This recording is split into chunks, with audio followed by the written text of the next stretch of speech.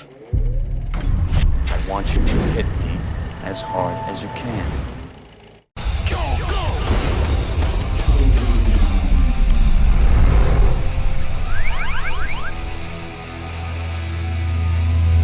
Well everyone, the summer movie season is about over. So it's time to go out dancing as Warner Brothers prepares to release We Are Your Friends, starring Zac Efron as an up-and-coming DJ struggling to make it in the music industry. Namely because he's a DJ and not an actual fucking musician. But anyway, the tale of a musician struggling to climb their way into the unforgiving music industry is a tale as old as time. And this formula started to show its age around 2001 with the release of Mariah Carey's lead acting debut, Glitter.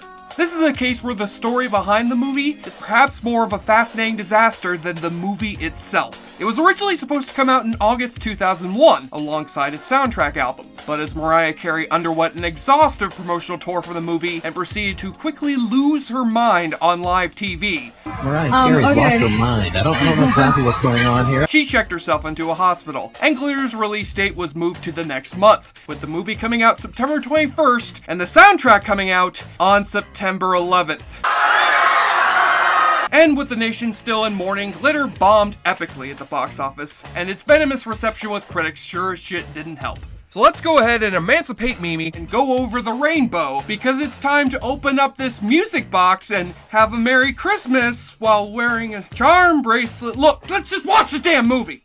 So we opened in the 1970s and meet our protagonist, Billy Frank, the mixed-race daughter of nightclub performer Lillian Frank. But seeing as Lillian likes drinking vodka, she loses her job. And seeing as she also loves to smoke before bedtime, she also loses her daughter. But thankfully, Billy makes friends with two of her fellow orphans, and the three are next seen as struggling nightclub dancers in 1983. Billy has now grown up to be Mariah Carey, and she and her friends' dance moves attract the attention of music producer Terrence Howard, who's looking for some backup singers for his new act. Sadly, that new act can't sing for shit.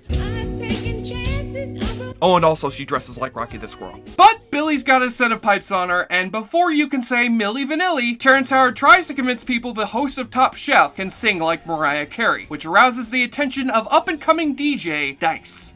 Silk, I had no idea you could blow like that. Oh, I agree. She certainly did blow. When Dice discovers what's going on, he offers to take Billy out from Terrence Howard's hands and into his hands instead. And with that, Dice begins to turn Billy into a musical sensation, as well as try to win over her heart and make her his girlfriend. What's this? This is escargot. Snails. It's like a French delicacy. Waiter! There are snails on her plate. And if you've seen any music biopic or any of the 3 versions of A Star Is Born, you know exactly what you're gonna see from this point on. But what sets Glitter above the bar, or in this case below the bar, is that it's so unaware it's redoing all these cliches. It takes them so seriously and plays them so melodramatically that leads to a lot of unintentional laughter. Granted, you'll have to work to find those laughs because the movie does get slow at points. But man, this movie, it's just too stupid for words. First off, this movie's supposed to be set in 1983. My ass, it's 1983. Other than a few 80s songs on the soundtrack, this easily could have been set in the 90s, or just straight up 2001. No one is wearing a jerry curl, not a single line of cocaine is snorted, and never once do you see a dancer trying to impersonate that vibrating dude from the Beat It video. Hence, I call bullshit. Then you've got Dice, who is supposed to be the tormented boyfriend you feel bad for as his career hits the shitter and her career hits the top. But no, he's just a flaming asshole. He never pays Terrence Howard back for stealing his client. He sulks like a bitch when things don't go his way. He steals his shirts from the lead singer of Creed, and he comes this close to straight up hitting his girlfriend. But we're supposed to still like him because he and Billy write a song together, even though they're separated at this point and are several miles away from each other. What, are they writing the song telepathically? You expect me to buy this shit movie? And the British actor playing him, Max Beasley, lays on that New York accent too damn thick. The dude fucking sounds like Mark Wahlberg. Billy, you're gonna tell me exactly what I'm asking you. You tell me exactly what he said. But hey, he's still a better fit for Mariah than Nick Cannon, that's for damn sure. Surprisingly, the one actor who comes out of this flick with most of her head held high is Mariah Carey. Her performance isn't great, but she doesn't embarrass herself, and she reads her lines okay. And though she belts out those songs very well, very few of them are memorable. And with her character being such a blank slate, I don't really have much reason to care for her. So as a vehicle for its star's acting talent, Glitter is miles away from being up to the challenge. But with all the corny melodrama, the awful costumes, and the hilariously terrible editing on display here, it's worthwhile viewing for any and all fans of bad movies. It's too bad it never became a hit though, because I would have killed to see a sequel about the rise and fall of R2 Dickey. Really, movie? There's a musician in your universe called R2 Dickey, and we never get to see him figure into the plot? But his name is R2 Dickey! R2 Dickey! R2 Dickey! The one thing all great musicians have in common is a substance abuse problem. So get a head start and pull out your booze to play the awfully good drinking game. Take a shot or drink every time Mariah sings another song, including her acclaimed cover of the emergency alert system alarm.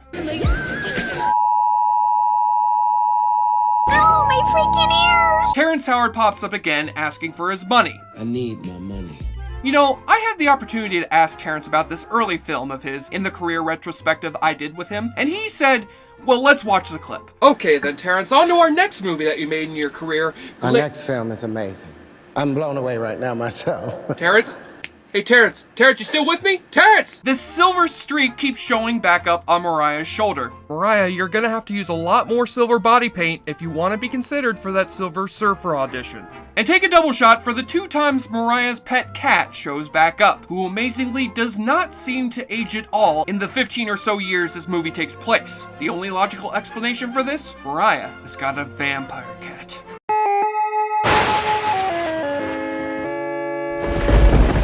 And on the nudie watch, despite the flick being PG-13, Mariah does give us some heaping helpings of cleavage in this movie, which of course gets her boyfriend all riled up. That's good. She looks amazing. Yeah. If you like Titsy the porn star. Sir, I will not have you speak ill of Titsy the porn star. Her full name is Rebecca Titzenhammer, and she is a human being like you or I. Good day to you, sir. I said good day! On the enjoyableness continuum scale from Bull to Bruce, Glitter shines brightly and reaches a volume of 7 out of 10. All that glitters is truly not gold, unless that gold is comedy gold. I'm Jesse Shea for JoBlo.com, and if no one else is gonna make an R2 Dickey movie, then by God, it's gonna have to be me. I'm telling you, it's R2 Dickey! Joe Blow, he sure likes to drink a lot. Joe Blow watches movie like the hero man. Joe Blow, he's not. Hey everyone, Jesse Shade here from Awfully Good Movies. Thank you so much for watching. If you want to see me take on more good bad movies, click on any of the links you see here, or subscribe to see this show alongside all the great content that we offer here at JoBlo.com. And remember, I love you. Wait, that sounded wrong. But I do love you though.